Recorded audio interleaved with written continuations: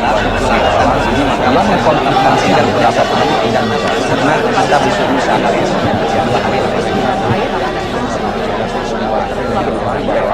jadi DPR sebagai lembaga independen yang salah satu hingga ke tangan orang yang tak di majelis tidak ada pendapat.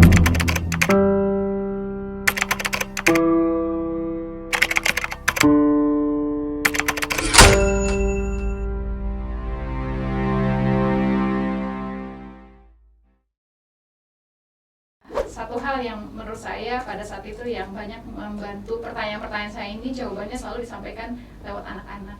Sering teman-teman wartawan tanya, misalnya pada saat kenapa ya Allah kok ke saya, kenapa begini, kenapa begini, ada pasti ada banyak pertanyaan di situ.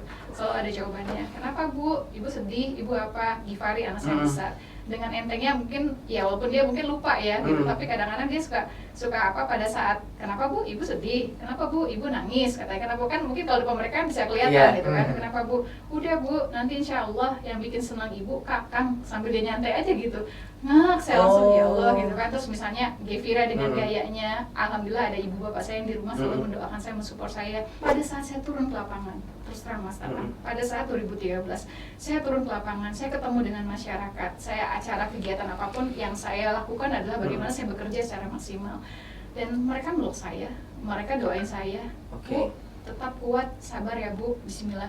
Saya merasakan betul pada saat titik tertentu saya pengen berhenti sebagai wali kota, terus sama saya pengen berhenti jadi wali kota pada saat itu, karena saya nggak ini kok tujuan saya ikut kontestasi pilkada menjadi kepala daerah kan bukan ini. Tapi pada saat saya di titik tertentu seperti itu, masyarakat malah mensupport saya, masyarakat malah mendukung saya, mereka mendoakan saya dengan penuh keikhlasan. Saya terasa ikhlasnya mereka meluk saya seperti apa, ibu-ibu di lapangan, mereka bercerita dan mereka mendukung saya, sehingga saya mendorong motivasi untuk saya bekerja, memberikan manfaat untuk orang banyak. Urusan ujian ini yang penting kita lulus ujian dari Allah, ambil hikmahnya sebagai bentuk hal yang mungkin Allah mengingatkan kita semua untuk menjadi manusia yang lebih baik lagi.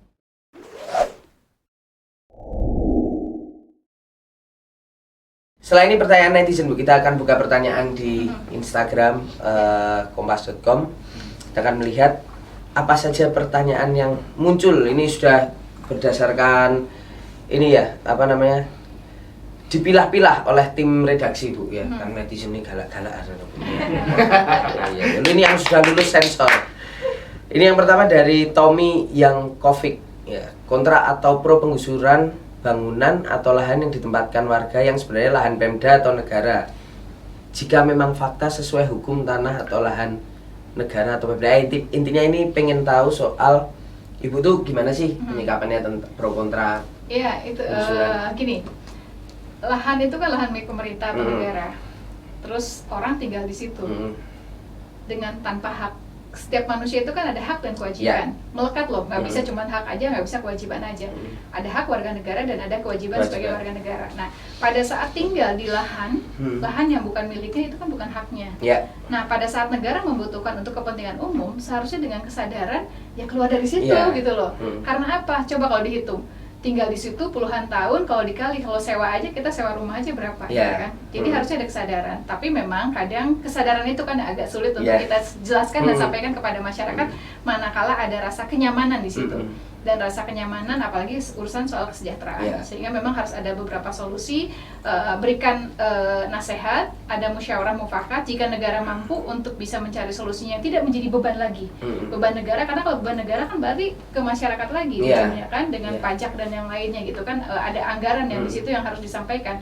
Itu bisa dilakukan, tapi manakala negara nggak ada anggaran, negara nggak punya uang, dan lahan itu memang dibutuhkan untuk kepentingan jauh lebih luas untuk umum, seharusnya kan ada kesadaran dan kewajiban dari orang yang menempati lahan untuk bisa keluar dari situ dengan kesukarelaan. Tidak mudah memang, tidak mudah, tetapi beberapa hal yang selalu saya sampaikan pada saat awal, ya memimpin itu seni kan, kita kasih masukan 1, 2, 3, tapi kalau enggak ya sudah gitu kan, kita kasih keterangan nih, kalau dikali-kali berapa jumlahnya berapa loh, hitung-hitungannya di situ. Harusnya mereka bayar ke negara kan, misalnya masyarakat yang merasa nyaman tinggal di tanah orang lain, bukan hanya lahan negara loh, lahan negara atau lahan masyarakat, dikali berapa kan harusnya berapa. Nah di situ sebagai bentuk bahwa negara sudah memberikan sesuatu kepada masyarakat yang tinggal bukan di tempat lahan milik pribadinya. Seperti itu. Nah, wah, ini pertanyaan dari netizen cukup menarik ini, Bu. Kenapa DKI tapi nggak maju ke Banten. Nah ini sebagai catatan, Bu Airin ini juga diisukan katanya cukup namanya masuk ke bursa calon pemimpin DKI nanti. Nah ini pertanyaan netizen cukup menarik nih. Iya. Apakah benar? Nah itu kan ada beberapa pertanyaan itu. Apakah benar atau mungkin memang menarik melihat ke situ, karena kan yang kemarin terakhir kita juga lihat Bu Airin kayaknya pengennya jadi caleg nih Bu di Senayan ya Bu ya, yang merapat ke Senayan. Nah seperti apa sih Bu sebenarnya? Yang pasti kan dalam karir sama ya, Mas Tatang juga sama. Pada saat kita selesai menjadi kepala daerah sebagai wali kota, ada rasa keinginan pasti untuk levelan di atasnya lagi, karena kita merasa bahwa ada sesuatu nih zaman wali kota, kalau saya jadi gubernur harusnya begini, pada saat ini begini, ada pasti, nggak cuma saya aja, pasti teman-teman kepala daerah juga sama. Nah udah jadi gubernur pengen jadi presiden gitu kan, mungkin bisa jadi saya maunya begini, ada. Yang penting niatnya aja, yang penting niatnya memang dalam rangka untuk memberikan manfaat untuk masyarakat dan menjalankan tupoksi kita sesuai regulasi atau ketentuan yang berlaku. Nah pada saat apapun, kalau kemarin ditanya kan selesai jadi wali kota 10 tahun kan ya lumayan juga gitu kan, dibalik saya pengen istirahat dulu, terus saya aktif di DPP, saya lihat teman-teman banyak yang anggota legislatif gitu kan, saya merasa bahwa menjadi anggota legislatif juga enggak ini juga kok gitu, sesuatu yang kita bisa memberikan manfaat, karena saya merasakan 10 tahun saya menjadi kepala daerah, banyak hal yang saya rasakan betul ya, kita terhambat itu akibat dari regulasi, aturan yang dibuat. Nah aturan yang membentuk undang-undang. Nah undang-undang ini dibuat di DPR, maka pada saat saya masuk legislatif, saya udah diniatin nih, bismillah mudah-mudahan ya nanti partai menugaskan saya bisa, ya insya Allah kepilih dulu, saya bisa di badan legislasi, sehingga kita bisa membuat aturan yang undang-undang walaupun mungkin nggak sempurna, tapi bisa dari pengalaman kita bisa menjadi lebih baik lagi, dan sistem Indonesia menjadi lebih baik, karena salah satunya Indonesia hari ini seperti ini pun juga akibat dari regulasi yang menurut saya yang kurang baik. Jadi itu yang saya terpikir, makanya kenapa saya ini ada tantangan, ada suatu hal yang ya itu mungkin dari kecil saya waktu itu yang tadi saya bilang, ini kayaknya juga saya bisa, insya Allah kok bisa, dan ini juga bisa memberikan manfaat juga kan, walaupun tidak langsung, tapi kan bisa merubah, tidak begitu besar mungkin, tapi bisa merubah sistem di Indonesia. Nah pada saat kemarin rame lagi, mungkin karena saya labelingnya mantan wali kota, abis ini kan biasanya orang ke gubernur gitu kan ya, kepikiran juga sih sempat, oh iya abis ini gubernur apa gimana ya, sempat juga ada perasaan seperti itu. Cuman kembali lagi, karena pengalaman hidup saya yang seperti ini sampai hari ini, maka saya selalu berdoa dan juga meyakini yang saya selalu sampaikan ke teman-teman wartawan dimanapun, pada saat Allah memberikan amanah, Tuhan kasih amanah apapun, pekerjaan apapun, di saat, waktu, dan tempat yang tepat. Karena saya merasakan kalau Tuhan kasih pekerjaan amanah apapun di saat, waktu, dan tempat yang tepat, sesulit apapun, sesusah apapun, pasti ada jalan. Itu yang saya rasakan. Dan waktu yang tepat ini sejalan dengan mungkin sudah ada obrolan-obrolan dari Pak Erlangga gitu belum Bu? Soal Bu Airin maju dulu deh jadi caleg atau DKI berani nggak Bu? Kayak gitu-gitu ada nggak sih dari Pak Erlangga? Kalau di DPP sih teman-teman biasa lah, apalagi teman-teman gara-gara teman wartawan juga kan yang memviralkan itu kan, jadi malah jadi pertanyaan juga gitu kan. Buat teman-teman juga sih gitu kan.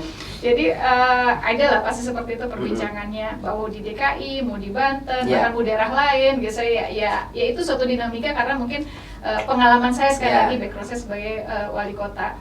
Tapi ya fokus kita sekarang ini kan di Pileg dan Pilpres, karena memang tahapan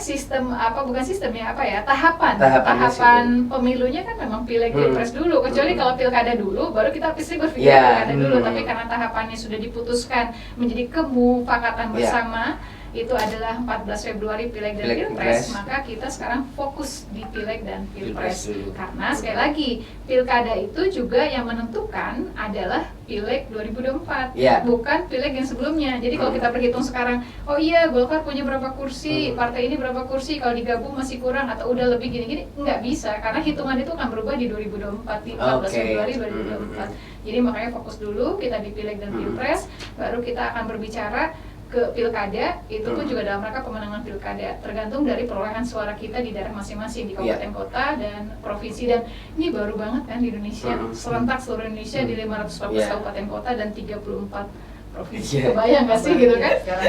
Misalnya di Tangsel dukung ini, partai ini, di ininya, wah kebayang gitu kan? Sesuatu yang baru gitu kan, makanya sudah fokus di sini aja dulu deh, fokus di sini.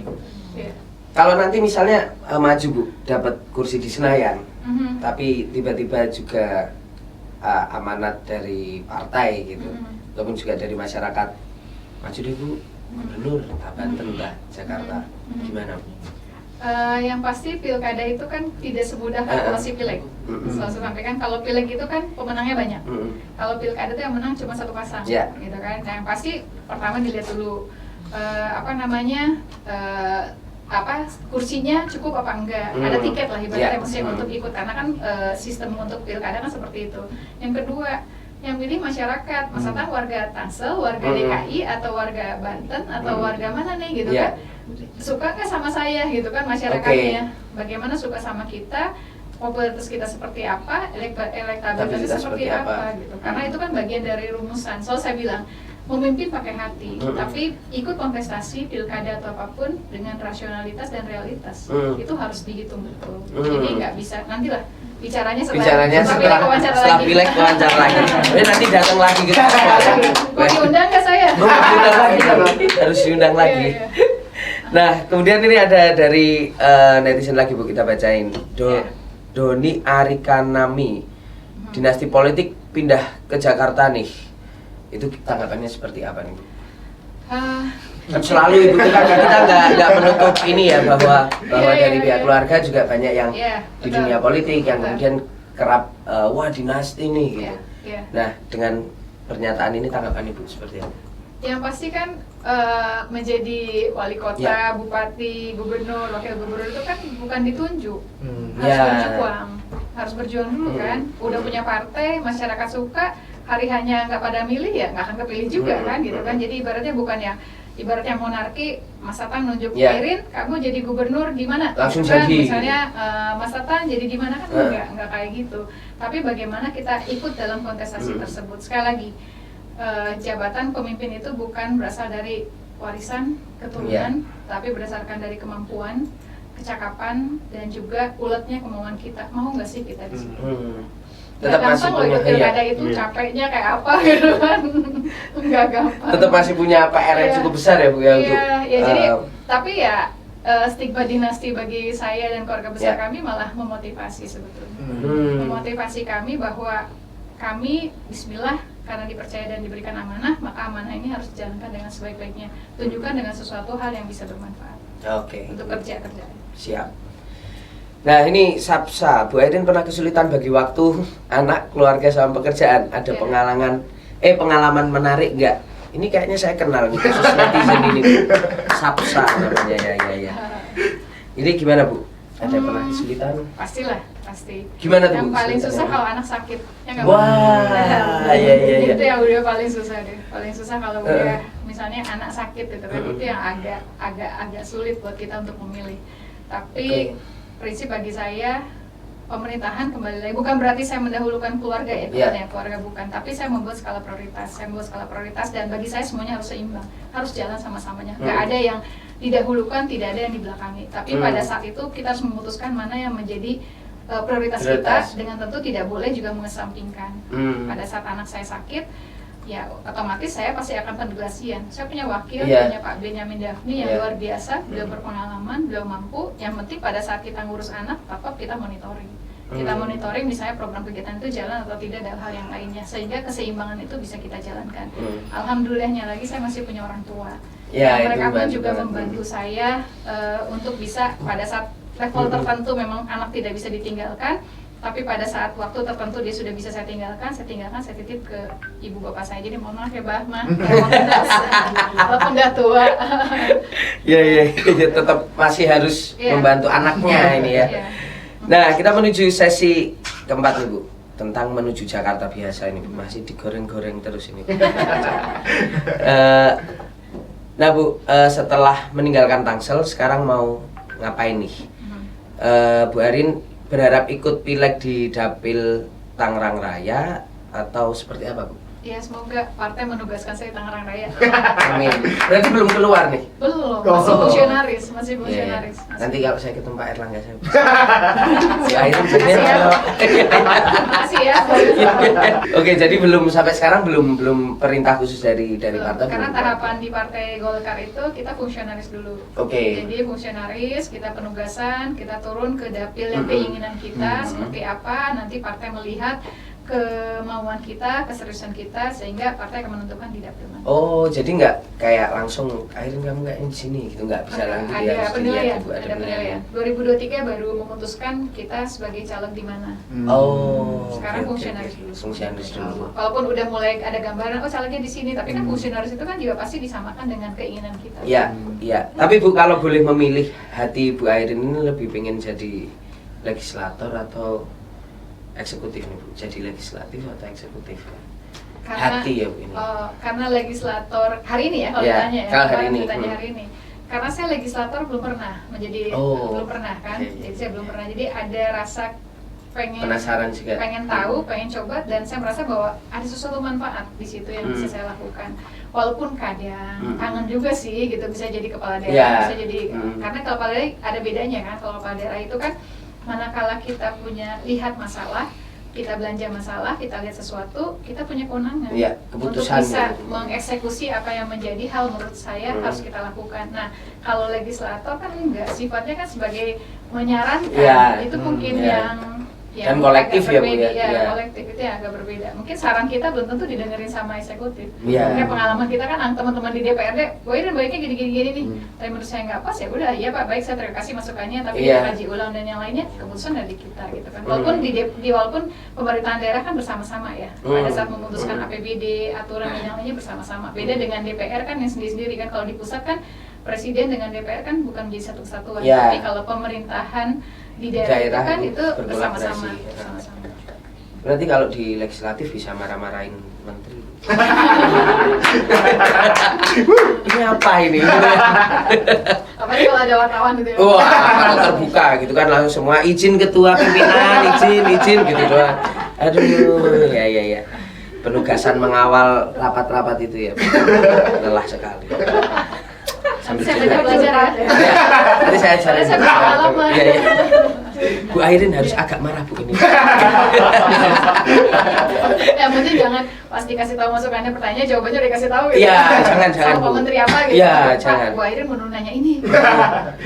Tapi pokoknya yang penting Bu Airin kelihatan marah dulu. Masa sih? Iya.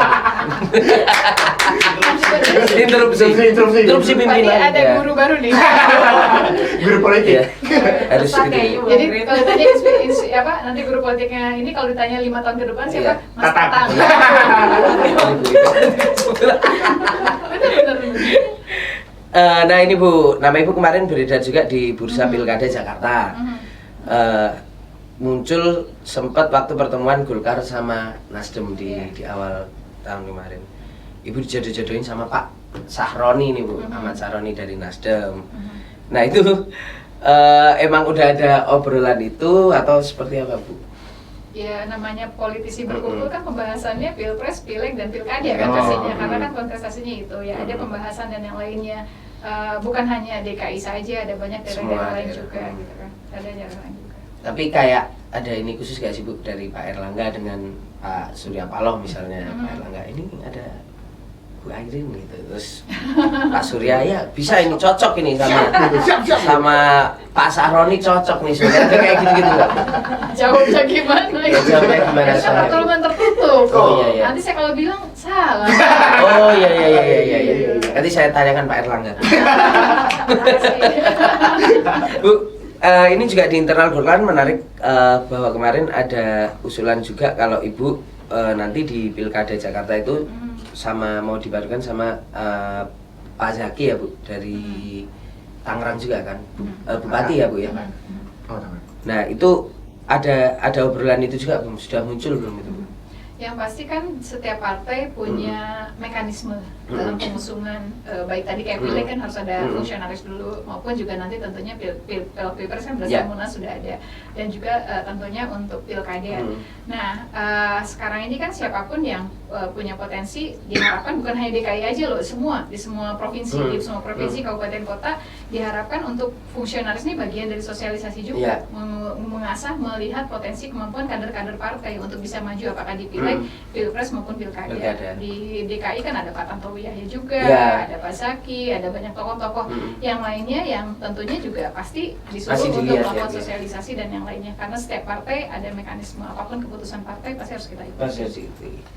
Tapi sebenarnya Golkar ini gimana sih Bu? Pengennya tuh Ibu tuh udah pernah diajak ngobrol belum? Maksudnya kayaknya mau DPR atau mau gubernur nih, kayak gitu kan kadang ada tuh Bu, obrolan-obrolan sambil lalu. Iya, alhamdulillah ada. Saya sih ditanya itu alhamdulillah. Iya, tetap jawabnya sama kayak tadi. Iya, untuk sementara ya saya berpikirnya untuk legislasi dulu, karena legislatif dulu, bukan legislatif dulu, karena buat saya yaitu tahapannya kan pileg dulu. Kecuali kalau pilkada dulu pasti itu yang akan kita bicarakan pilkada dulu. Tapi karena tahapan kemufakatannya adalah pileg dan pilpres dulu, maka bagi saya yang harus kita, dan saya meyakini teman-teman semua ya, bukan hanya Partai Golkar, kita fokus di pileg dan pilpres dulu. Jadi karena sangat pilkada itu akan sangat berpengaruh terhadap tergantung dari pileg dan pilpres ya. Iya benar sekali Bu. Dari pengamatan Bu Airin selama 10 tahun memimpin Ibu, ada nggak persamaan Tangsel dan DKI Jakarta?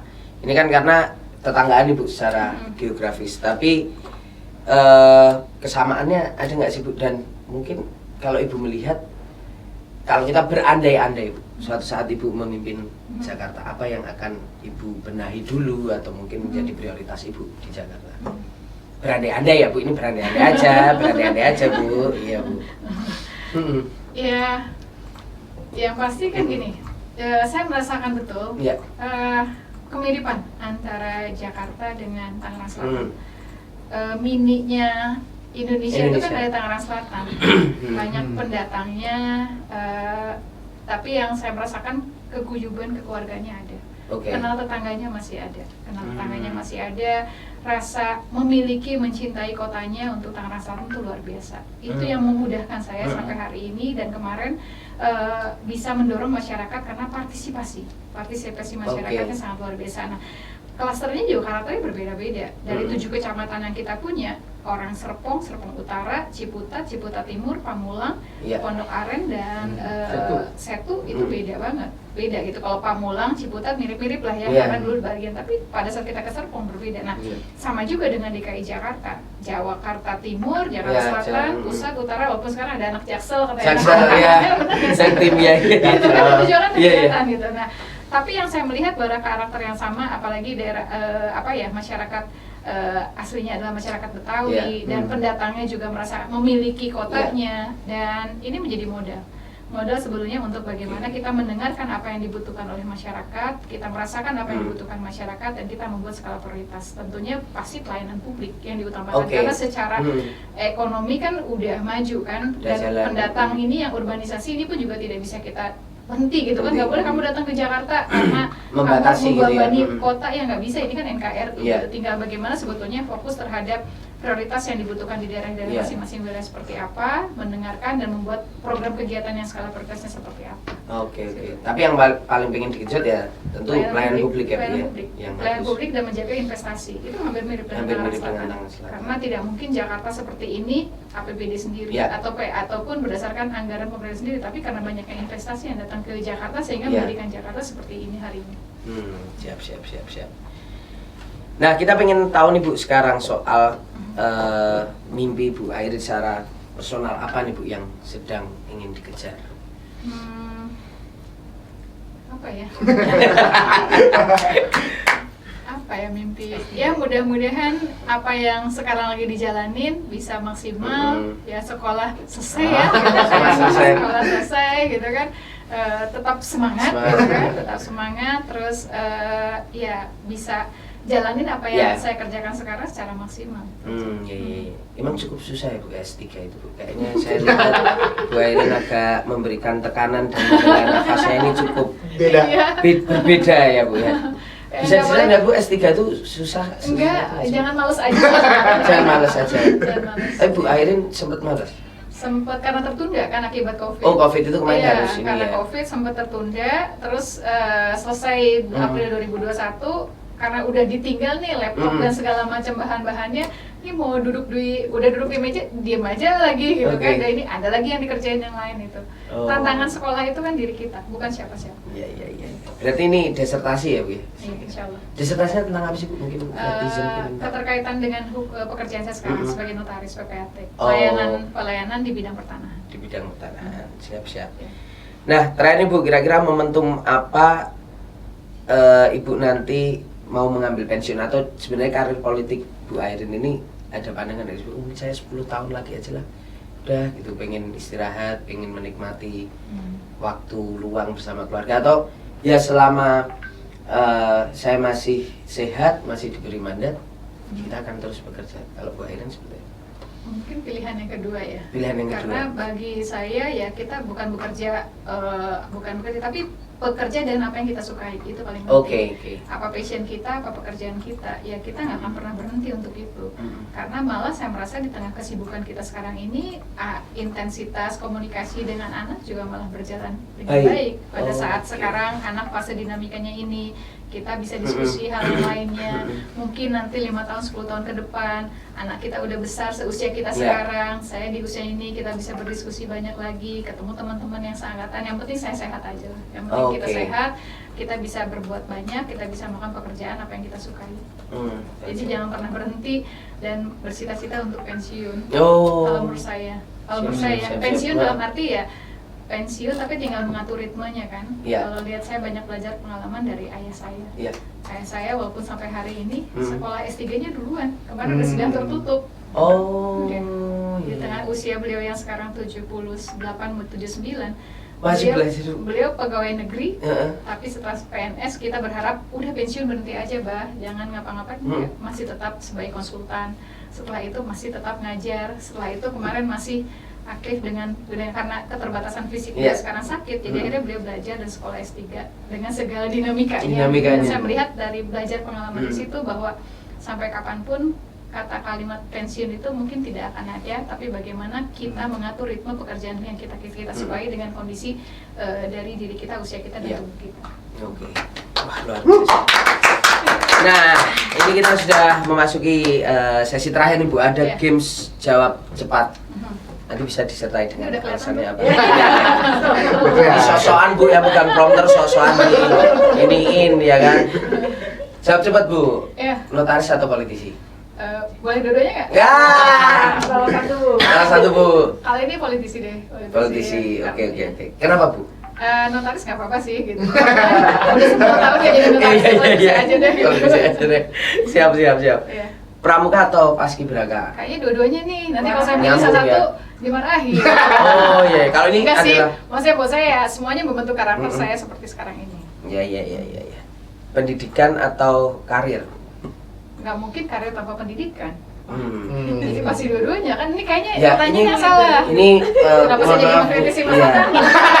Ini nggak apa-apa, Bu. Ini bukan saya yang bikin jadi memang dikritisi nggak apa-apa, Bu. Kan pertanyaannya gimana sih? Ya kan? Iya. Anggota DPR atau kepala daerah? Tadi kan udah dijawab. Anggota DPR berarti. Sementara. Iya. Atau mengganti usah boleh sementara, nanti dia anggap bekerja sementara lagi salah lagi. Berarti anggota DPR. Iya. Kita ulangi ya, Bu. Boleh. Bu Airin, anggota DPR atau kepala daerah? Sekarang ini anggota DPR. Oh, jangan salah lagi ya. Sekarang enggak. Enggak benar. Benar. Sekarang ini anggota DPR. Anggota DPR. Siap. Jakarta atau Banten? Dua-duanya. Dua-duanya. Iya. Tidak bisa memilih salah satu. Karena bagi saya kan Jakarta bolak-baliknya saya. Ya. Antara Bandung, Jakarta, kalau Perlu tambahin satu lagi, Bandung. Oh, iya. Jawa Barat berarti ya. Jawa Barat. Biar tambah seru lagi. Kita tambah seru lagi ya, Bu ya. Iya. Itu nanti yang nyuruh buat itu head. Iya, benar-benar. Biar tambah seru lagi, tambah pusing lagi kan? Iya. Pintas dia ya. Lintas Des. Sama Kang Emil nanti kan malah ketemu kan seru lagi. Keluarga atau pekerjaan, Bu? Kan udah dijawab. Dua-duanya. Dua-duanya. Iya. Jadi gini, tim membuat ini pertanyaan ini tidak update, Bu. Tidak mengikuti diskusi kita, jadi nggak bisa langsung improve. Iya. Saya mohon maaf sekali Bu atas ini kekurangan ya, namanya manusia ini pembuat pertanyaan ini memang Jadi masih kurang berpengalaman. yang bisa sebenarnya, pilih ya. satu aja ya gitu kan. Iya. Nah, Aduh, ya dia langsung ditutup lagi. malah kita ada minta tambahin satu lagi Iya, ya. satu Biar lagi. tambah seru lagi nanti ini Aduh. gaspolnya gitu kan. Gaspol ya Bu. Nah ini closing Bu terakhir. Mungkin ini apa pesan-pesan Bu Airin mungkin untuk masyarakat di Tangsel juga nanti kan Bu Airin juga akan maju nih dari Emang boleh kameranya. kampanye? Boleh ya. Maksudnya pesan-pesannya nih Bu apa nih untuk teman-teman Tangsel dulu lah, masyarakat di Tangsel. Ya, yang pasti saya terima kasih banyak terutama untuk masyarakat Tangsel dan keluarga yang sudah menjadi keluarga Ya. besar bagi saya. Beruntung saya punya warga Tangerang Selatan yang sangat luar biasa. Mm. Airin hari ini karena dukungan, motivasi dan semangat apapun itu dari masyarakat Tangerang Selatan yang membentuk Airin Oke. hari ini. Mm. Karena proses pengalaman hidup saya 10 tahun ini memimpin di Tangerang Selatan itu bagian. Dan tentunya kita berharap yuk tetap jaga keguyuban. Iya. Kekeluargaan itu sangat ada di Tangerang Selatan. Walaupun kita udah jadi daerah perkotaan, bahkan secara hitungan angka penduduk kan Yeah. masuknya kota metropolitan. Itu jangan sampai hilang karena itu menjadi potensi yang sangat luar biasa dan menjadi ciri khas dan daya saing untuk Tangerang Selatan bisa menjadi lebih maju dan lebih baik lagi. Oke. Ya. Terima kasih Bu Ya, Airin untuk sama-sama. ngobrolnya kita. Kurang lebih hampir 2 jam ya. 2 jam. Nah, Terima udah kasih. ngantuk. Saya kepengen ngajain saya. Itu terima kasih Bu Airin sudah datang ke Gaspol. Begitupun juga terima kasih untuk sahabat Kompas.com dimanapun berada, nantikan Gaspol edisi berikutnya yang tidak akan kalah menarik dan tentu kita masih menunggu ya, Bocoran dong. kemana Bu Airin akan berlabuh Oh. ya. Bocorannya siapa ini? Nanti lah ditunggu di edisi Gaspol selanjutnya. Terima kasih sahabat Kompas.com dan sampai jumpa.